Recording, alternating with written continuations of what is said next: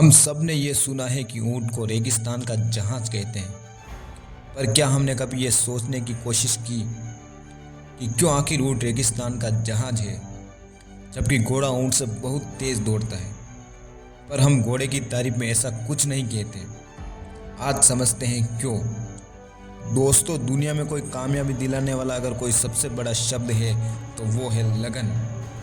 मतलब बाधाएं जब आपके रास्ते में आती है तो भी आप रुकते नहीं, अपनी दिशा में चलते ही चले आते हैं।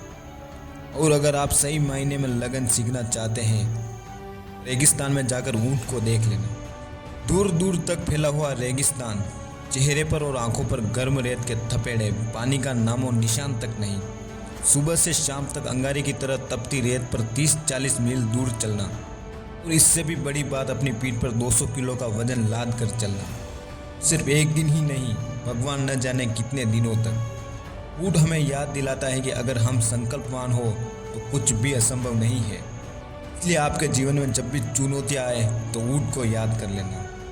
याद रखना, ऊंट धीरे धीरे ही सही पर निरंतर लगातार आगे बढ़ते रहते हैं, एक बार में सिर्फ एक कदम। क्योंकि ऊंट अच्छे से जानते हैं कि वो 100 मीटर की फर्राटा नहीं दौड़ रहे बल्कि मैराथन दौड़ रहे हैं। इसलिए वे कभी जल्दबाजी या हड़बड़ी में नजर नहीं आते, नपी तुली चाल चलते हैं। उनके अंदर मुश्किल एनवायरनमेंट में खुद को डाल लेने की योग्यता होती है।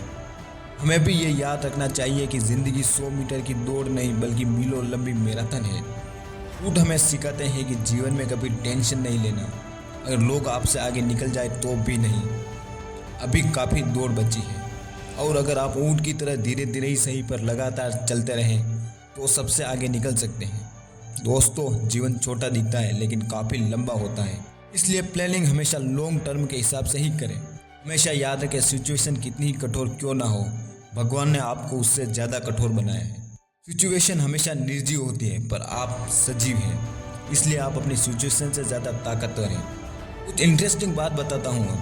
अबू धाबी में आपको ऊँट के दूध से बना मिल्क शेक मिल सकता है। ऊँट के दूध में गाय के दूध से ज़्यादा विटामिन सी और लोहा होता है। इसका इस्तेमाल राजस्थान में टीबी के साथ कई बीमारियों में भी किया जाता है। ऊँटों का इस्तेमाल युद्ध में किया जाता है, क्योंकि उनके करीब आने से घोड़े डर जाते हैं, क्योंकि घोड़ों को ऊँट की गंध से डर लगता है। हमारी भारतीय सेना और बीएसएफ के जवान राजस्थान के रेगिस्तानी इलाकों में पहरा देने के लिए आज भी ऊँटों का इस्तेमाल करते रहते हैं, यानी वो हमारी पहरेदारी भी कर रहे हैं। तो दोस्तों, ऐसी मोटिवेशन वीडियोस देखने के लिए हमारे चैनल को सब्सक्राइब जरूर करें। हम मिलते हैं बहुत जल्द ऐसी मोटिवेशनल वीडियो के साथ। तब तक के लिए जय हिंद, जय भारत।